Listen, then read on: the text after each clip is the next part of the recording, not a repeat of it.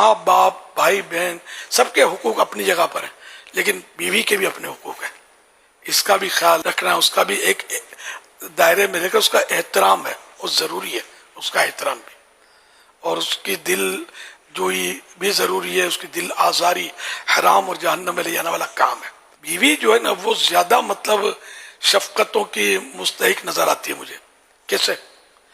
شادی ہوتی ہے، شادی ہوتی ہے تو ہمارے ہاں یہ ہوتا ہے کہ جیسے کہ ماں بہنیں بھائی سب خاندان چھوڑ کر اکیلی اپنے سسرال میں آ کر رہتی ہے۔ یہ اب اس کے لیے یہ ماحول عام طور پہ اجنبی ماحول ہوتا ہے، ماں کی جگہ ساس، بہن کی جگہ نند، سگے بھائی کی جگہ دیور تو جیٹھ، اب اس طرح کا ایک خاندان اس کو ملتا ہے۔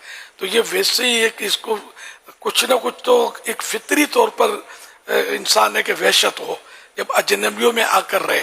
تو اب ایک تو اس کا خاندان تبدیل ہوا، جو اس کا اصل خاندان تھا اب وہ نہ رہا، اب یہ دوسرے خاندان میں آ گئی، تو اب اس کو شفقت کی اپنائیت کی زیادہ ضرورت ہے، لیکن ایسا ہوتا نہیں ہے۔ یہ آتے ہی اس کو روب ڈال کے اس کو دبا دینا ہوتا ہے، سر پہ چڑھ جائے گی۔ معاذ اللہ اس طرح کی عجیب و غریب سوچیں شیطان نے ڈال دی ہے۔ ہم شفقت کریں گے اللہ کی رضا کے لیے، اس پر رحم کھائیں گے، ارحموا ترحموا، ہے نا، حدیث پاک ہے، رحم کرو تو تم پر بھی رحم کیا جائے گا۔